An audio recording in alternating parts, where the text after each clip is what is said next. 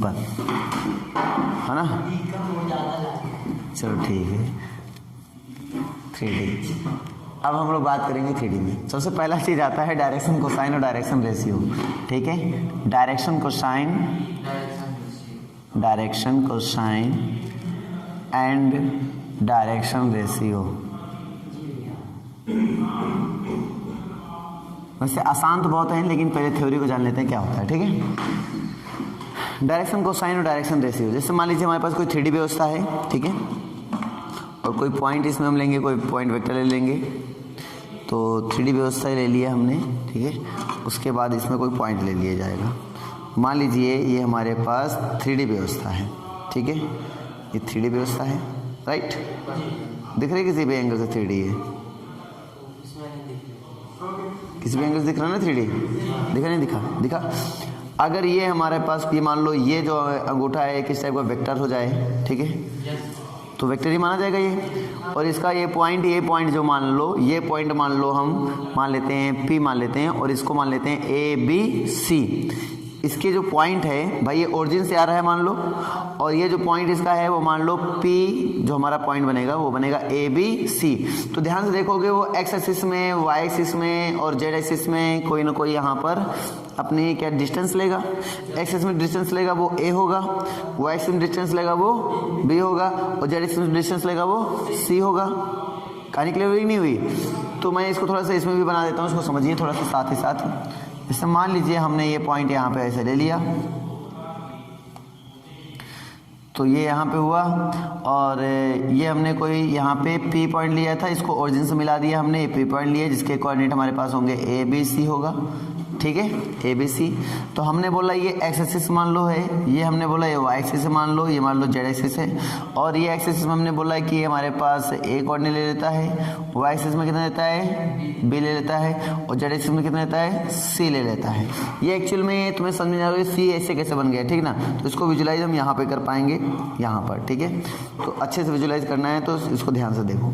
अब जैसे मान लो P पॉइंट था, तो ये हो गया x एक्सिस का a, ये हो गया मान लो ये y एक्सिस का हो गया। इसके सिधाने पे जाओगे तो यहाँ पे कहीं b निकल रहा होगा, और इस सिधाने पे जाओगे कहीं z, ये देखो z यहाँ पे मिलेगा। अब क्योंकि ये ऐसे मतलब ये कुल मिला के ऐसे रखा हुआ है, ऐसे रखा हुआ है। अब इसको हम ऐसे तो इसमें खड़ा कर नहीं सकते हैं, z हमारा ये एक्चुअल में ऐसे है, x y z है ना सब, तो इसको एक्चुअल में ऐसे तो खड़ा कर नहीं सकते हैं। तो फिर क्या करेंगे ना, तो जब खड़ा नहीं कर सकते हैं तो ये जो परपेंडिकुलर है तो इसको हम लोग नीचे ड्रॉ कर देते हैं, राइट। और बहुत सारी किताबों में तो यहीं बगल में ऐसे ड्रॉ कर देते हैं, बस हम नहीं समझे। तो ऐसा नहीं है, उसको नीचे यहाँ ड्रॉ कर लो, कोई दिक्कत नहीं है। तो ये तो समझ में आ गया। अब ये जो बनती हैं ये कहीं ना कहीं एक्सिस को किसी न किसी रेशियो में डिवाइड कर रही हैं, है ना।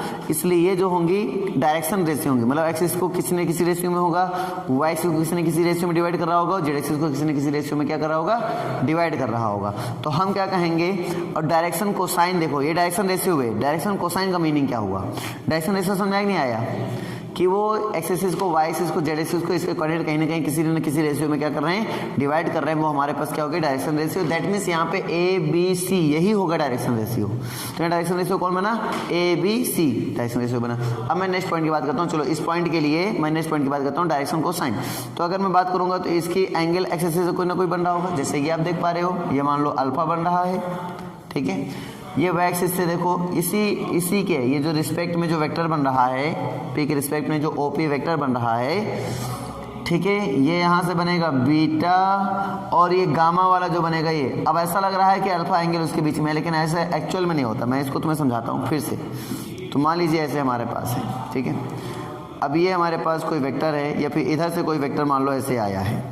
अब अगर हम इसका एंगल मेजरमेंट करें, ठीक है, तो एंगल मेजरमेंट कर रहा हूँ मैं, ध्यान देना। तो जैसे हमने ये लिया अंगूठा, तो इससे एंगल, तो ये बना देखो ये इधर का, देखो इधर का बनेगा हमारे पास गामा, इधर का हमारे पास गामा बनेगा, और ये एक्सिस है मान लो अल्फा बन जाएगा। इधर का हमारा क्या बनेगा, बीटा बनेगा। एक्सिस का अल्फा, वाई एक्सिस का बीटा, और जेड एक्सिस का गामा। मतलब जब आप इसको सेंटर्ड यहाँ पे सेंटर में ऐसे करके कोई आप वेक्टर रखोगे, तो एक पेन लो, हम बताते हैं, ठीक है।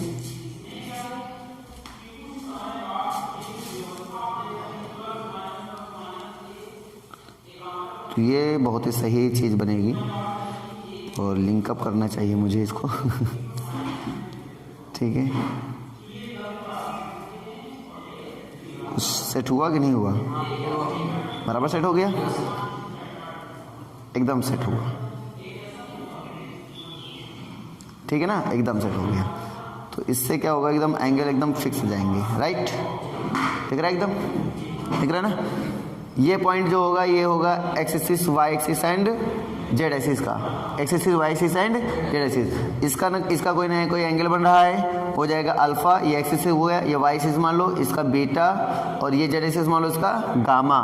तो एक्स एक्सिस से एंगल बनाया इसने, वाई एक्सिस से बनाया, जेड एक्सिस से बनाया, और ये अल्फा, बीटा, गामा के नाम से जाने जाएंगे। तो ये हमारे पास कुल मिला के क्या हुए, तो हमारे पास डायरेक्शन कोसाइन हुए। तो इसको बोलेंगे कॉस अल्फा, डायरेक्शन कोसाइन मतलब कॉस अल्फा, कॉस बीटा और कॉस गामा बना। क्या बना? Cos alpha, cos beta, cos gamma, ये हमारे डायरेक्शन कोसाइन हो जाएंगे, जिनको रिप्रेजेंट करेंगे एल एम एन से। किससे रिप्रेजेंट करेंगे? एल एम एन से। तो एल बना कॉस अल्फा, एम बना कॉस बीटा, एन बना कॉस गामा। यहाँ तक कहानी समझ में आई? अब देखो एक्चुअल में ये डिस्टेंस यहाँ से, क्योंकि ये पॉइंट है हमारा, मान लो ये पॉइंट हमारा है ए बी सी, तो ये इसके अगर हम रिफ्लेक्ट करेंगे, प्रोजेक्शन डालेंगे, ठीक है, इसका प्रोजेक्शन यहाँ आ रहा है, मतलब ये लेंथ कितनी होगी? ए होगी, एक्स एक्सिस के लिए ए, वाई एक्सिस के लिए बी। इसके प्रोजेक्शन करेंगे यहाँ पे आएगा आई थिंक, तो ये बी होगा, और इसका प्रोजेक्शन यहाँ पे आएगा, यानी कि ये सी होगा। तो ये ए, ये बी और ये सी। यहाँ तक समझ में नहीं आया? तो अब तुम्हें देखना है एक्चुअल में एंगल। देखो ये हमने मान लो परपेंडिकुलर ड्रा है, ये हमेशा परपेंडिकुलर, प्रोजेक्शन हमेशा परपेंडिकुलर ड्रा है। तो परपेंडिकुलर ड्रॉ किया गया तो दिस इज 90 डिग्री। यहाँ पे अगर ऐसी लाइन ड्रॉ कर दी, इमेजिनरी लाइन, रियल में तो होती नहीं है, इमेजिनरी लाइन ड्रॉ करें तो ऐसा एक ट्रायंगल दिखो, दिखा नहीं दिखा, राइट एंगल ट्रायंगल, देखो दिख रहा है, दिख रहा है, दिख रहा है। और ये राइट एंगल ट्रायंगल जो है ये 90 डिग्री। अब ये एंगल यहाँ पे अल्फा, ये एंगल यहाँ पे क्या है? अल्फा, और ये 90 डिग्री पूरा बन गया ऐसे, ठीक है। तो एक्चुअल में क्या दिख रहा है कि कॉस थीटा का अगर फॉर्मूला लगे, cos alpha direction cosine, cosine का मतलब ही, ठीक है। अब अगर मैं कॉस थीटा का फॉर्मूला लगाऊं तो कॉस थीटा का फॉर्मूला क्या होता है? Base upon hypotenuse. That means ये, अब देखो यहाँ पे देखा जाए तो ये एंगल के सामने वाला perpendicular, this is called perpendicular, तो ये बेस, और हमेशा 90 के सामने हाइपोटेनस होता है, मतलब हाइपोटेनस। तो ये डिस्टेंस कैसे निकालेंगे सर? तो ये भाई ओरिजिन है 0,0,0 है, और ये हमारे पास क्या है? ये हमारे पास a, b, c है। तो डिस्टेंस निकालने का फॉर्मूला होता है सिंपल, अंडर x1 - x2 का whole square plus y1 - y2 का whole square plus z1 - z2 का होल स्क्वायर। जब आप उसको लगाएंगे तो आप देख पाएंगे कि यहाँ पे cos अल्फा की कोई न कोई वैल्यू आएगी। तो बेस अपॉन हाइपोटेनस, तो बेस अपॉन हाइपोटेनस समझ पाएंगे कहानी। तो यहाँ से बेस हमारे पास क्या है? a, और हाइपोटेनस की वैल्यू कितनी है? ये पूरी लेंथ कितनी होगी? Under a square. भाई इसको उस फॉर्मूले से निकालेंगे तो क्या है? Under a square plus b square plus c square. चलो इसको यहाँ समझते हैं एक बार, पूरी कहानी को एक बार यहाँ समझते हैं। अब अगर ये O है तो इसको OP अगर हम निकालेंगे, OP तो कितना आएगा? अंडर रूट, अब क्योंकि ये O हमारा जो होता है ओरिजिन होता है 0,0,0 होता है, तो हमारे पास बनेगा a - 0 का होल स्क्वायर प्लस b - 0 का होल स्क्वायर प्लस c - 0 का होल स्क्वायर। दैट मीन्स यहाँ पे बन जाएगा under root a square plus b square plus c square. Simple कहानी हमारे पास OP की निकल के चली आएगी, ठीक ना। अब अगर हम कोसाइन निकालेंगे तो cos अल्फा बराबर हो जाएगा, क्योंकि ये डिस्टेंस हमारे पास यहाँ पे a होगी, राइट। तो यहाँ पे हमने बताया बेस अपॉन हाइपोटेनस होता है, मतलब under root a square plus b square plus c square हो जाएगा। इसी प्रकार से हमें cos बीटा निकालने की जरूरत होती है। चलो यहाँ तक समझ में आया कि नहीं आया? आ गया।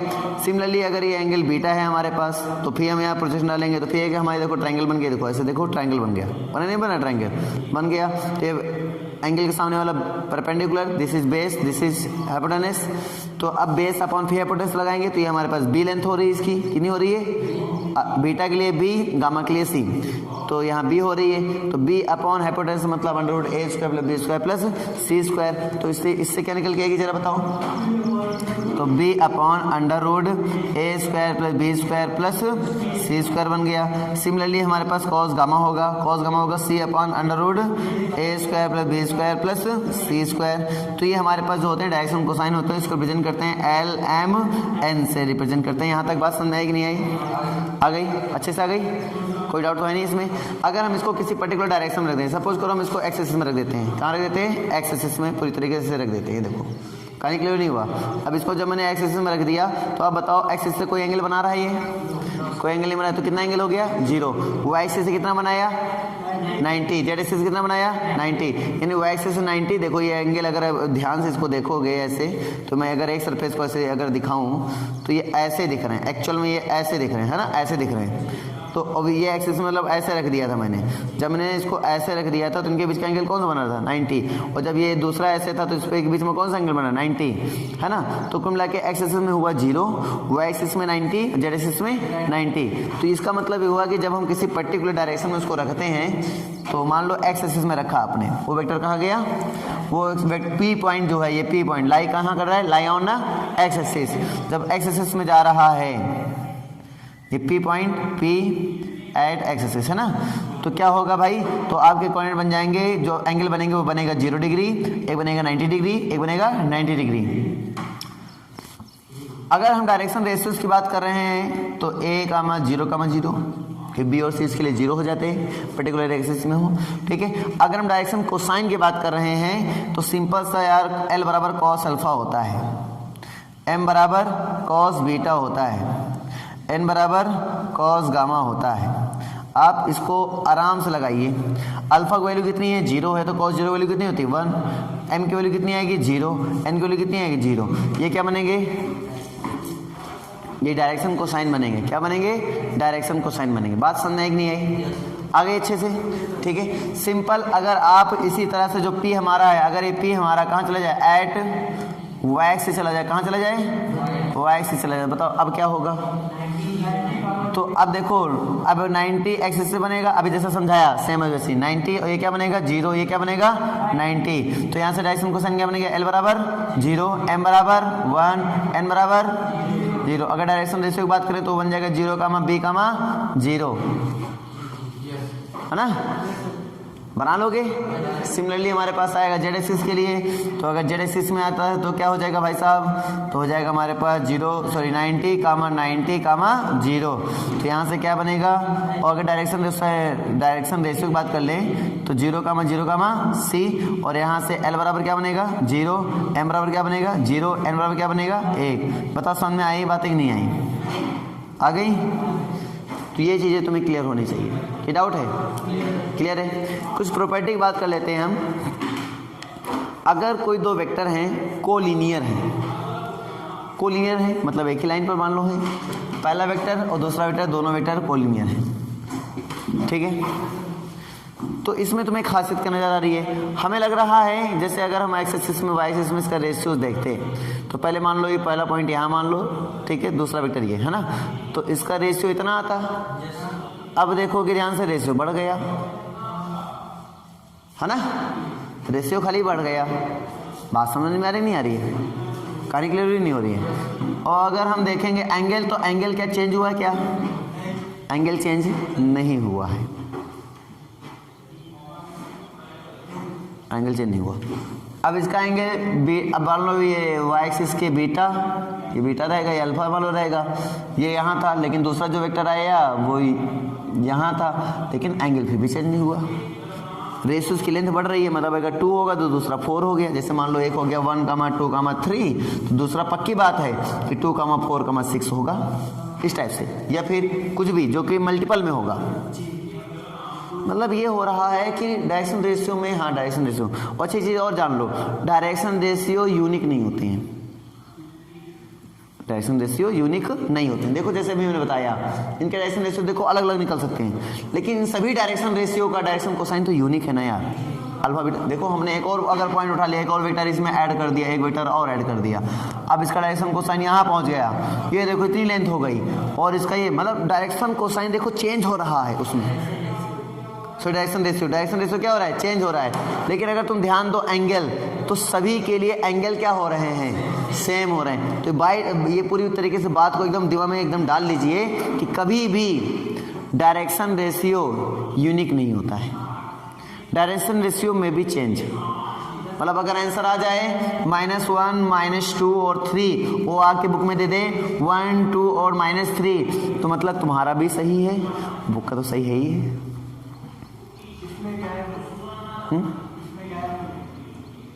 क्या हम गायब हो गए, ये गायब हो गए? हम तो गायब होंगे क्योंकि हम साइड आ गए ना। ठीक है, धन्यवाद। जब भी हम इधर आएंगे तो उधर हम नहीं दिखेंगे क्योंकि हम वैसे सेट ही करते हैं कैमरा, समझे? क्योंकि इधर समझते हो यार, समझे नहीं समझे? हाँ, सेटिंग ही वैसी होती है कैमरे की। तुम्हें क्या लगा जो लोग पढ़ाते हैं तो उनके पास कुछ रखा नहीं होता, सब कुछ रखा होता है, लेकिन सेटिंग वैसे होती है, हर चीज़ सेटिंग होती है। सेटिंग बना ले भाई। चलो बताओ, यहाँ तक समझ में आगे नहीं आया? आगे नहीं आया तो सबसे बड़ी चीज़ हमने क्या बताया भाई, बताओ तो डायरेक्शन रेशियो चेंज हो सकता नहीं हो सकता है? क्या डायरेक्शन रेशियो यूनिक होता है? बोलेंगे नो। डायरेक्शन कोसाइन यूनिक होता है? यस, डायरेक्शन कोसाइन यूनिक होता है क्योंकि एंगल देखो चेंज हुआ क्या? एंगल चेंज नहीं हुआ। एंगल चेंज होगा तभी हमारा डायरेक्शन कोसाइन चेंज होगा, एंगल नहीं चेंज हो रहा डायरेक्शन कोसाइन चेंज नहीं होगा। तो ये बात फाइनल होती है। कहानी क्लियर है? क्लियर है, ठीक है। तो इससे मैं कोलिनियर की बात बता रहा था। अगर कोलिनियर है तो क्या सेम होना चाहिए? डायरेक्शन कोसाइन क्या होना चाहिए? सेम होना चाहिए। बात पकड़ में आई तो बोलो यस, कोई दिक्कत हो तो बताओ। या फिर डायरेक्शन रेशियो अगर होंगे तो क्या होगा? डायरेक्शन रेशियो जो होंगी वो एक दूसरे पर स्केलर प्रोडक्ट तरीके से, मतलब जैसे मान लो ए मान लिया इसको, इसको मान लिया बी है, तो मान लो ए बराबर लैम्डा बी हो सकता है। ये डायरेक्शन रेशियो का कहानी होती है, ये डायरेक्शन रेशियो की कहानी होती है, ये डायरेक्शन रेशियो की कहानी होती है ना। लेकिन डायरेक्शन कोसाइन भी ऑलवेज सेम करके देख लेना। कोई भी अगर मैं इसका भी डायरेक्शन कोसाइन निकालूं तो मुझे लग रहा होगा सर ए अपान लगाते हो तो, अरे भाई कुछ नहीं होगा, आप करके देख लो, गारंटी के साथ आंसर में दोनों सेम आएंगे। नहीं समझ में आई क्या बात? आई नहीं आई? पक्का आई ना? तो डायरेक्शन रेशियो डिफरेंट हो सकते हैं लेकिन उनके डायरेक्शन कोसाइन सेम हो सकते हैं। जैसे कि यही दोनों मैंने एग्जांपल जो दिया इनको निकाल के देख लो, डायरेक्शन कोसाइन पक्का सेम आएगा, डायरेक्शन कोसाइन पक्का सेम आएगा। पता बात पकड़ में आई कि नहीं आई? आ गई, अच्छे से आ गई। तो कोलिनियर दिखाने के लिए हमें क्या दिखाना पड़ेगा? उनके डायरेक्शन कोसाइन सेम करने पड़ेंगे, ठीक है। और डायरेक्शन रेशियो की अगर बात करें तो इस टाइप से करना पड़ेगा। कहीं कहानी समझ में आ गई ना हीरो? कोई दिक्कत तो नहीं है ना? ठीक है, तो ये चीज़ आप याद रखो, इसमें कोई बड़ी बात नहीं है। अगर कोई 2 पॉइंट्स होकर जाए, ठीक है, मतलब इसी में थोड़ा और ऑब्जर्वेशन कर लेते हैं। रब कर दो ये सब।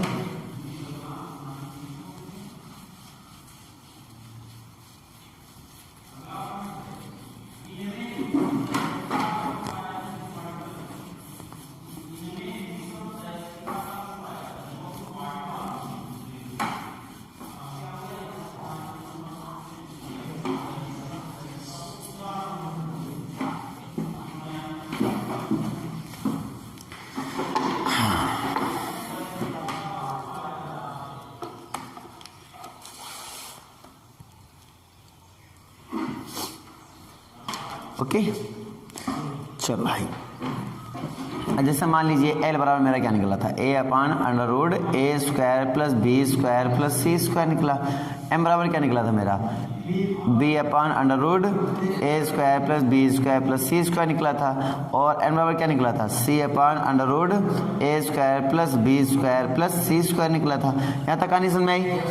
और अगर मैं कहूँ इनको स्क्वायर करके ऐड कर दिया जाए तो, स्क्वायर करके ऐड कर दिया जाए तो देखो क्या हो जाए? स्क्वायर करके ऐड करो तो a square upon something a square plus b square plus c square plus b square upon a square plus b square plus c square upon a square plus b square plus c square. और denominator same है भाई, numerator को add कर लो सीधे।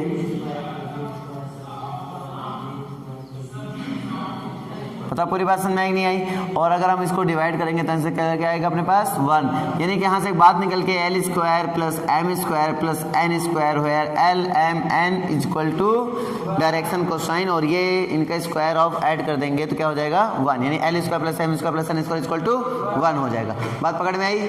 L बराबर होता है cos alpha, M बराबर होता है कॉस बीटा, एन बराबर होता है cos gamma. So we implies that L बराबर कॉस अल्फा होता है, एम बराबर कॉस बीटा और एन बराबर कॉस गामा। तो यहाँ से आएगा cos square alpha plus cos square beta plus cos square gamma equal to 1 हो जाएगा। तो यहाँ तक बात कहानी क्लियर नहीं क्लियर? और अगर मैं बात करूँ कॉस स्क्वायर अल्फा बराबर तो बोलेंगे 1 माइनस साइन स्क्वायर अल्फा होता है सर, है ना। कॉस स्क्वायर बीटा बराबर 1 माइनस साइन स्क्वायर बीटा और कॉस स्क्वायर गामा बराबर 1 माइनस साइन स्क्वायर गामा। तो इसका मतलब यहाँ से आ जाएगा 1 minus sine square alpha plus 1 minus sine square beta plus 1 minus sine square gamma equal to कितना 1। तो यहाँ से आएगा 1 2 3 और 3 और माइनस को दे जाएगा प्लस में, प्लस के इधर आएगा माइनस में, ये हो जाएगा sign square alpha plus sine square beta plus sine square gamma. कहानी समझ में नहीं आई? आ गई? तो यहाँ से हो जाएगा 3 में 1 गए 2, यानी कि sine square alpha plus sine square beta plus sine square gamma equal to कितना 2। ये हमारा आंसर हुआ। बताओ बात पकड़ में आ गई सभी को? कोई दिक्कत? तो ये कभी यही प्रूव करने के लिए आ जाता है, तो आराम से आप प्रूव कर सकते हैं, कोई दिक्कत नहीं इसमें, है ना। अगर हम बात कर लें कि जब वो 2 पॉइंट से पास होके जाता है तो रब कर दो ये सब, कोई वेक्टर हो पासिंग थ्रू द 2 पॉइंट्स ना, तो क्या होने वाला है इसको समझ लेते हैं, ठीक है।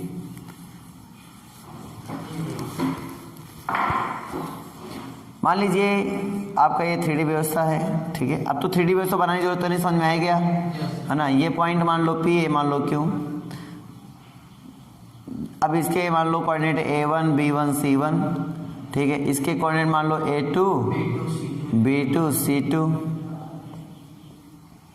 यहाँ तक समझ में आ गया? तो अगर हम बात करेंगे ये पॉइंट कितना होगा, बोलेंगे A1 होगा। अगर हम बात करें ये पॉइंट कितना होगा, बोलेंगे A2 होगा। तो बताओ ये पॉइंट A1 होने का मतलब हुआ यहाँ की डिस्टेंस कितनी है A1। ये पॉइंट A2 होने का मतलब हुआ कि यहाँ से लेकर यानी ओरिजिन से लेकर यहाँ तक की डिस्टेंस कितनी है, वो A2 है। तो बताइए ये डिस्टेंस कितनी होगी, तो A2 माइनस A1 हो जाएगी। बताओ पूरी बात समझ आई कि नहीं आई?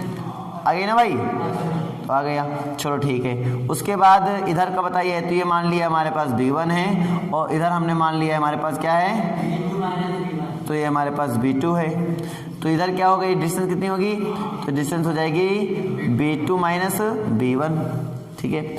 और अगर हम इधर की बात कर लें तो ये मान लो हमारे पास पॉइंट C1 है और ये वाला पॉइंट मान लो C2, उसी सिधाने पर, क्योंकि ये ऐसे है, ये ऐसे है और ये ऐसे कहीं खड़ा हुआ है। तो ज़्यादा विजुलाइज ना करते हुए, बातों को समझते हुए, तो ये डिस्टेंस कितना हो जाएगा C2 माइनस C1। ज़्यादा भौकाल नहीं खत्म करते हुए ना, ऐसे पूरे कहानी को समझते हैं। अब तो समझ में आ रहा होगा ना, किसी रूम के हिस्से लग रहे हैं सब, है ना। पूरी बातें विजुलाइज हो रही हैं कि दिक्कत दे रही हैं। अब इसमें अगर जानकारी अगर लेना हो इसमें, और क्या कह सकता है क्वेश्चन एक आएगा, डायरेक्शन रेशियो क्या होंगे भाई, ये किस रेशियो में डिवाइड कर रहे हैं, तो A2 माइनस A1 कामा B2 माइनस B1 कामा C2 माइनस C1, यही लेंथ डिवाइड कर रहे हैं इसको, तो हो गया डायरेक्शन रेशियो। क्या हो गया, डायरेक्शन रेशियो हो गया। डायरेक्शन कोसाइन की बात कर लें तो आप PQ पर निकाल लो पहले। तो PQ निकालने का फॉर्मूला जानते हो क्या होता है, अंडर रूट। बताइए क्या होता है, A1 माइनस A2 का whole square plus B1 minus B2 का whole square plus C1 minus C2 का होल स्क्वायर। तो हमारे पास हो जाएगा, राइट। तो हम इधर PQ अब हमारे पास हो गया। तो डायरेक्शन अगर कोसाइन निकालना तो ये बन जाएगा L अपॉन PQ रख देंगे, ये बन जाएगा PQ रख देंगे तो ये बन जाएगा M, ये अगर PQ अपॉन में रख देंगे तो क्या बन जाएगा, N बन जाएगा। तो उसकी डायरेक्शन को बताने लगेगा। नहीं समझ में क्या बात आ गई? तुम्हें आई बेटा? सबको आ गई नहीं आ गई? तो ये हो गई डायरेक्शन कोसाइन। क्या आ गए, डायरेक्शन कोसाइन, सिंपल इसी प्रकार से।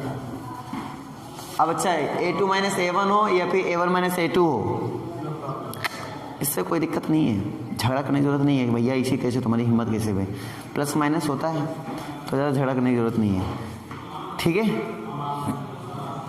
क्वेश्चन कर लिया जाए भाई।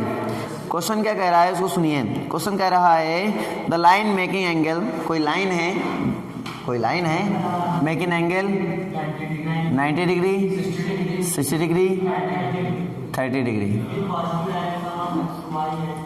With positive direction of XYZ axis, है ना।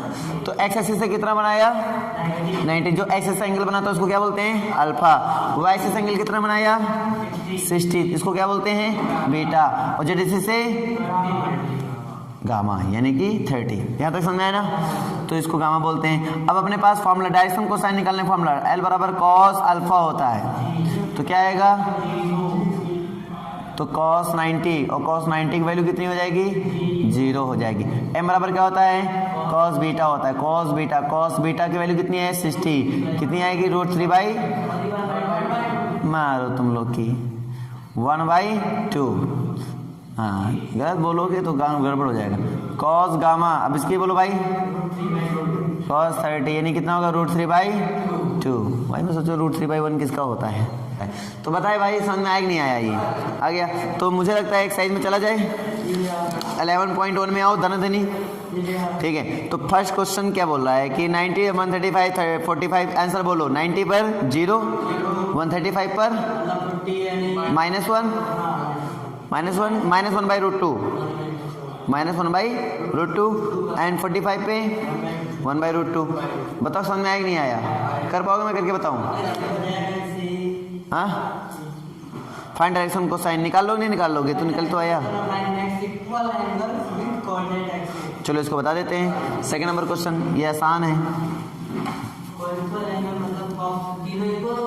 बस पकड़ तो ले गए बेटा, तुम पकड़ ले गए भाई। इसने साफ साफ बोला find the direction cosine of A line which makes equal angle with the coordinate axis.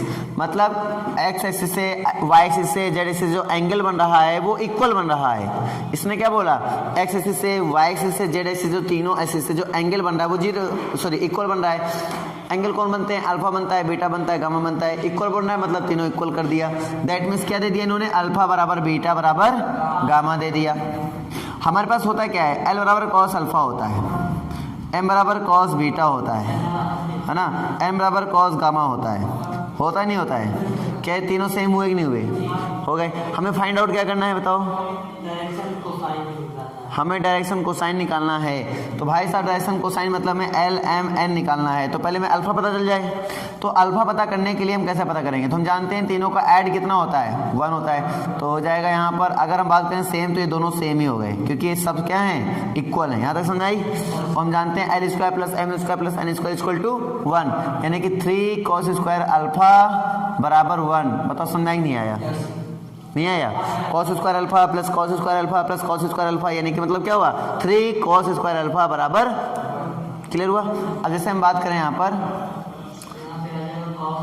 तो cos² अल्फा = 1/3। सो cos अल्फा = 1/√3। ठीक है, प्लस माइनस आएगा, लेकिन अभी हम पॉजिटिव लेकर चल रहे हैं क्योंकि पॉजिटिव डायरेक्शन बोला इन्होंने। पॉजिटिव डायरेक्शन बोला ना? हाँ, तो प्लस माइनस ले लो, क्या दिक्कत है? प्लस में भी हो सकते हैं और माइनस में भी। पॉजिटिव डायरेक्शन बोलते ज़्यादा सही हो जाता। तो यहाँ से समझ आ गया। तो एल बराबर हो जाएगा +-1/√3, एम बराबर हो जाएगा +-1/√3, एन बराबर हो जाएगा +-1/√3, है ना? इसका मतलब एक प्लस में आएगा 1/√3, 1/√3, 1/√3, और एक में आएगा माइनस में -1/√3, -1/√3 एंड -1/√3। ये आपके डायरेक्शन कोसाइन निकल आएंगे। पता समझ में नहीं आया तो आ गया? चलो ठीक है। If a line has a direction ratios and then what the direction cosine? इन्होंने क्या बोला है? If a line has the direction ratio, then what are its direction cosine? Direction ratio दिया गया, डायरेक्शन कोसाइन निकालना है। आप फॉर्मूला जानते हो, ABC दिया जाता है तो √a² + b², मतलब a/√a² + b² + c², कामा b/√a² + b² + c² और c/√a² + b² + c² पे निकालते हैं। तो निकाल पाओगे नहीं निकाल पाओगे? 18 और 12 बोलो जरा। -18, 12 और -4। मैं सोच रहा हूँ इसमें -4 से 4 से जाएगा? नहीं जाएगा। 2 से जाएगा ना? 2 से जाएगा। 2 नहीं 18 हो जाएगा, 2 6 12 हो जाएगा, 2 नहीं 4 हो जाएगा।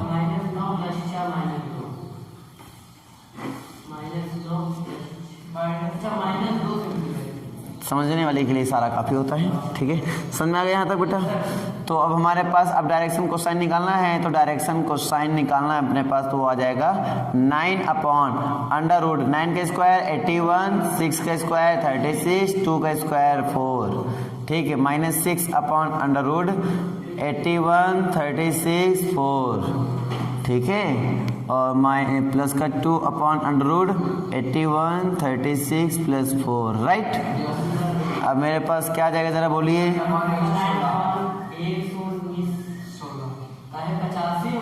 6 7 4 11, ठीक है। 8 3 11 हैं, 1 12, ठीक है। माइनस का 6 बटे 121, 121 किसी का है, पता नहीं, पता किसका है? यस 11 का है, तो हो जाएगा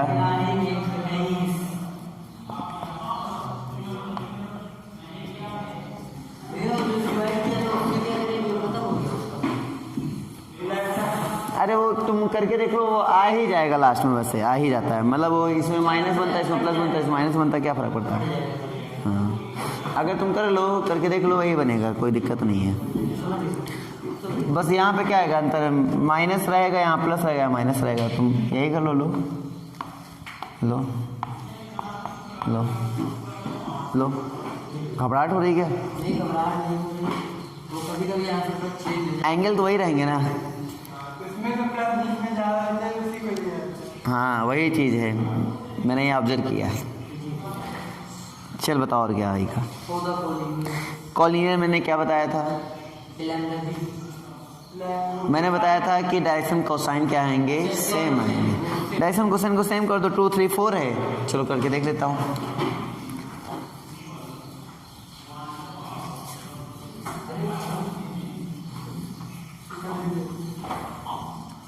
हाँ बोलो, 2 3 4 बोलो। 2 3 4 -1 -2 5 8 7। ठीक है, पहले इसका डायरेक्शन कोसाइन निकालो, फिर इसका डायरेक्शन कोसाइन निकालो। इसको मान लो ए, इसको मान लो बी, फिर मान लो इसको सी। चलो ए बी पहले निकालो। ए बी कितना आएगा तो बोलेंगे -1 -2 यानी कि माइनस का 3, -2 -3 यानी कि माइनस के 5, 1 -4 यानी कि माइनस के 3। ये भी आया। चलो बी सी निकालो बेटा। इसमें इसको 5 -1 मतलब कि 6, 8 माइनस प्लस का 2 हो जाएगा यानी 10, और 7 में 1 सेपरेट होगा यानी कि 6। बी सी आ गया। कहा निकले नहीं निकले, देखो ध्यान से निर्भर कर रहा है, नहीं कर रहा है, ध्यान से देख लो। -2 अगर इनमें से -2 कर लें कॉमन तो वो आ जाएगा। बोला था ना ऐसे डिपेंड करता है वो लैम्डा वाला। एक तो ये होगा, नहीं तो तुम ऐसे, अभी तुम फॉर्म में चल रहे हो, तुम कुछ भी कर सकते हो, तुम्हारे अंदर वो ज्वाला है। ठीक है, तो हमने एक तरीका वही बताया था जो मैंने अभी बताया था। तो आप देखोगे तो ए बी बराबर -2 बी सी आ रहा है। इससे भी आपका शो ऑफ हो चुका, कोई दिक्कत नहीं है। अगर ऐसा हो रहा है तो भी ये शो दैट हो चुका, यानी कोलिनियर हो चुका। और अगर आप निकालना चाहते हो डायरेक्शन कोसाइन तो भी निकाल लो। इससे पहले माइनस से मल्टीप्लाई कर दो, इसमें प्लस कर लो, और प्लस करने के बाद कर डालो, डायरेक्शन कोसाइन सेम आएगा। अरे यार ऐसे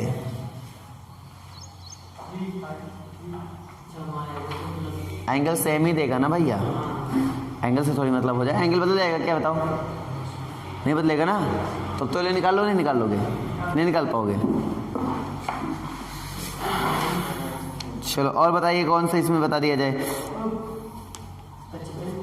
डायरेक्शन कोसाइन आराम से निकालोगे हर उसका 2 पॉइंट से। भाई जैसे कोई ट्रायंगल है, मान लो कोई ट्रायंगल है, कौन से साइज का, कौन सा नंबर है ये?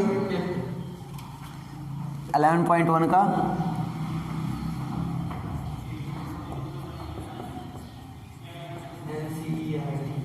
यस एनसीईआरटी बुक का है ना ये।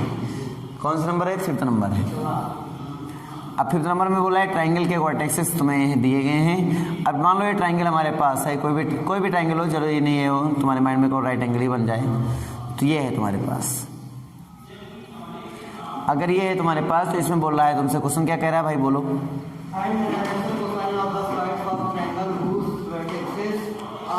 अब ये इनके वर्टिसेस दिए गए हैं, ए दिया गया, बी दिया गया, सी दिया गया।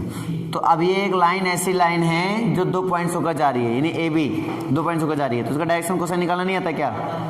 निकालना आता नहीं आता है? आता है। बी सी जो हो रही है 2 पॉइंट्स होकर जा रही है, तो इसका डायरेक्शन कोसाइन नहीं निकाल पाओगे? निकाल लोगे। और ए सी जो 2 पॉइंट्स होकर जा रही है उसका भी डायरेक्शन कोसाइन निकाल लोगे। बट डायरेक्शन कोसाइन निकाल लो, कहानी कहती है उसमें ये तो निकालना है।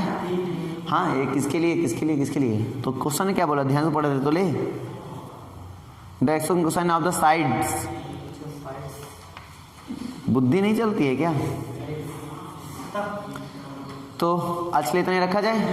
बाकी इक्वेशन ऑफ लाइन कल बात करेंगे हम लोग, इन स्पेस ये कल बात कर लेते हैं ना। और कोई दिक्कत हो बताना।